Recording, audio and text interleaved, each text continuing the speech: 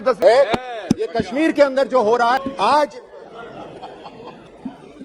मैं सीधे, क्योंकि जो ये बार बार बात करते हैं देश को तोड़ने की, जोड़ने की, इन्होंने इस बार राहुल गांधी ने चिल्ला सुरक्षित है, ये बात बार बार कही कि हिंदुस्तान पहली बार इतिहास में असुरक्षित है। बिल्कुल, वहां से तो यात्रा भी निकाली, इस दुनिया को भी नहीं देखा था, जिंदा को काटा गया, उसको भट्टी में। धन्यवाद सभापति, कोशिश कीजिए 10 मिनट में बात पूरी कोशिश करूंगा।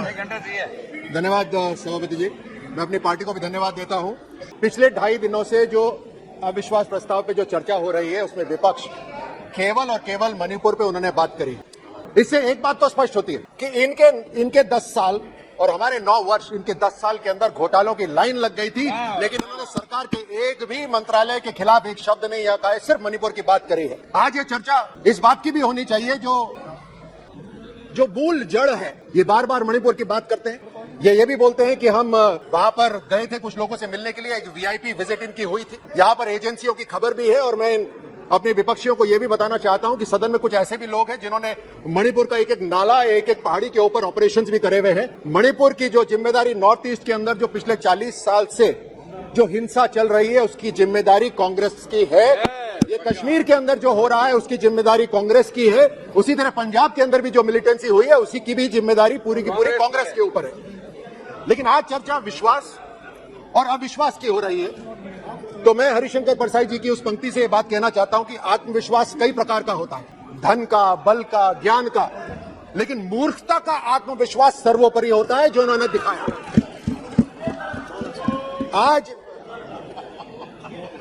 आज इसी मूर्खता का अविश्वास इन्होंने दिखाया है मोदी सरकार के खिलाफ अविश्वास को प्रस्ताव लाकर। मूर्खता इसलिए भी क्योंकि इन्होंने अविश्वास और अविश्वसनीय में ये अंतर भी नहीं जानते। इनके 60 वर्ष के अंदर जो ये नहीं कर पाए देश के लिए, प्रधानमंत्री मोदी जी ने पिछले 9 वर्ष में उससे कई गुना विकास करके दिखाया।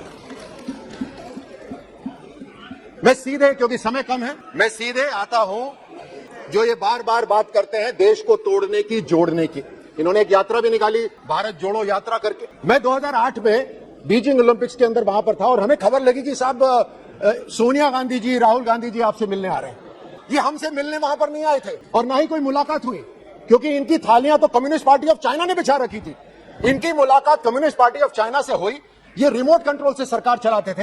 अगर कोई सैनिक ये कार्रवाई करे तो उसके खिलाफ गद्दारी का मुकदमा चलता है। ये उस समय सरकार चला रहे थे। They should be tried for treason, गद्दारी के ऊपर इनके ऊपर मुकदमा होना चाहिए, क्योंकि ये चाइना के साथ इनके साथ हो रहा था।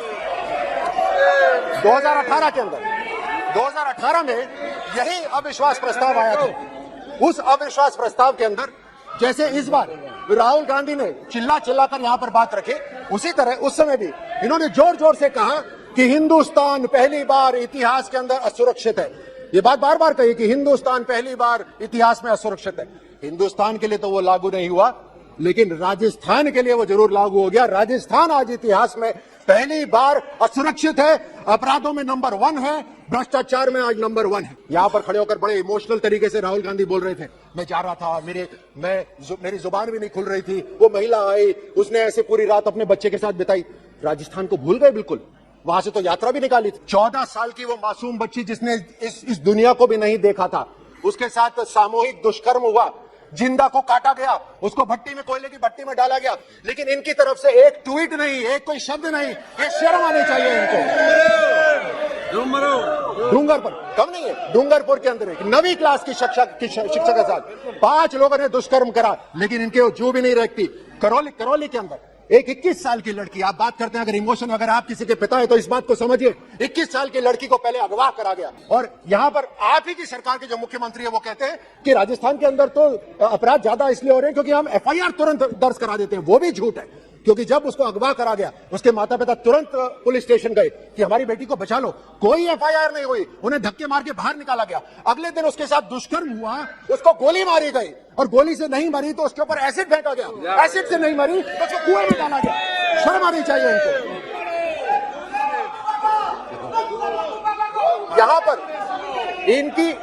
यहां पर बात खत्म नहीं होती, यहां बात खत्म नहीं होती। इनके मुख्यमंत्री कहते हैं, इनके पार्टी के ये इतनी जो संवेदनशीलता दिखा रहे हैं, जो ढोंग रच रहे हैं, इनके मुख्यमंत्री कहते हैं ये जितनी भी रेप विक्टिम्स हैं आधे तो झूठ है, ये इनके मुख्यमंत्री कहते हैं। वो बोलते हैं बाकी आधे जो हैं वो उनके रिश्तेदारों ने कराए। यानी पीड़िता के ऊपर एक और आरोप लगा दो झूठ बोलने का। यही नहीं, इनके मंत्री सदन के अंदर खड़े होकर ये बोलते हैं कि हाँ राजस्थान रेप्स में नंबर 1 है, और फिर मुड़ के बोलते हैं क्योंकि राजस्थान मर्दों का प्रदेश है, और उसमें उनके विधायक खा के लगा के हंसते हैं। ये क्या है कांग्रेस का असली चेहरा? ये 17 बलात्कार हर रोज राजस्थान के अंदर होते हैं, 7 हत्याएं हर रोज होती हैं। आप कहां मणिपुर की बात कर रहे हैं? आप ही के मंत्री ने वहां सदन में खड़े होकर यह बोला कि मणिपुर की तरफ नहीं, अपने गरेबान में झांकिए। उसका मंत्री पद छीन लिया गया, उसको वहां सदन में मारा गया। ये इनकी असलियत है कांग्रेस की। ये इनके, आपको असलियत बताता हूं कांग्रेस की असलियत, और ये आंकड़े हैं, ये मैं नहीं कह रहा। इनके विधायकों के बेटे, विधायकों के भतीजे, विधायकों के पीए, उनके ऊपर दुष्कर्म की FIR हो रखी है। ये है असलियत इनकी, लेकिन उनके ऊपर कोई कार्रवाई नहीं हो रही।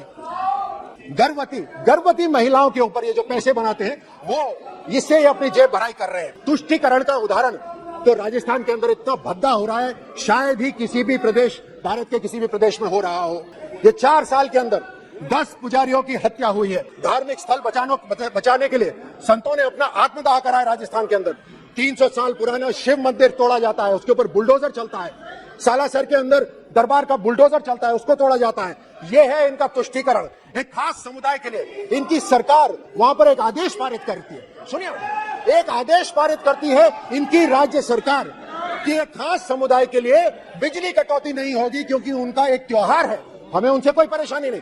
लेकिन उसी समय वहां पर हिंदुओं का भी त्योहार था, रामनवमी मनाई जा रही थी, उस पे डीजेस के ऊपर बैन लगाए गए, पोस्टर्स के ऊपर बैन लगाए गए, धारा 144 लगाई गई। और यही नहीं, भजन कौन से बजेंगे उसकी अनुमति भी कांग्रेस देगी। ये असलियत है कांग्रेस की तुष्टीकरण की। उदयपुर के अंदर कन्हैया लाल की हत्या हुई, न जाने कितने कन्हैया मारे गए हैं, वो तो उनका वीडियो नहीं बना। यह है असलियत राजस्थान की, लेकिन इन्होंने कोई एक्शन नहीं लिया। इन्होंने माहौल ऐसा बना दिया है वहां पर, सभापति जी, ऐसा माहौल बना दिया है कि एक खास समुदाय के लोग पुलिस थाने के अंदर खड़े होकर वो खुलेआम हिंदुओं को धमकी देते हैं, लेकिन इनकी सरकार कुछ नहीं करती। PFI बैंड है, यहां पर गृह मंत्री जी ने कल बताया PFI पूरे राष्ट्र के अंदर बैंड है, लेकिन PFI राजस्थान के अंदर पुलिस प्रोटेक्शन के साथ मार्च करती है। यह है असलियत इनकी चौधरी। कहीं ना कहीं इन बाहर की कोई ना कोई एजेंसी, कोई ना कोई संगठन, बाहर की कोई ना कोई एजेंसी कहीं ना कहीं इनके साथ मिली हुई है। मैं तो वापस उसी पे जाता हूं, क्या MOU हुआ था उस समय चाइना के साथ, जो आज तक भारत को नहीं पता। कहीं ना कहीं इन्होंने भारत को तोड़ने के लिए सुपारी उठाई हुई है, भारत को ये तोड़ना चाहते हैं हर तरह से। राजस्थान के अंदर दलितों के ऊपर अत्याचार हो रहा है। पिछले 4 साल के अंदर 60% दलितों पर अत्याचार बढ़ा है। बीकानेर के अंदर दलित महिला के साथ दुष्कर्म होता है और उसकी हत्या कर दी जाती है। जालौर जिले के अंदर एक 9 साल के दलित लड़के को मार दिया जाता है क्योंकि वो पानी पीने गया था। जम्बा रामगढ़, मेरे अपने संसदीय क्षेत्र के अंदर एक महिला टीचर, मतलब टीचर तक को भी नहीं छोड़ा, एक महिला टीचर को जिंदा जलाया गया वहां पर। यह दलितों के ऊपर अत्याचार ये कर रहे हैं। इन्होंने हर तरह से धोखा दिया है। मैं घोषणा पत्र पर आता हूं, इन्होंने घोषणा पत्र में भी धोखा दिया है। ये तो अविश्वास लायक भी नहीं है।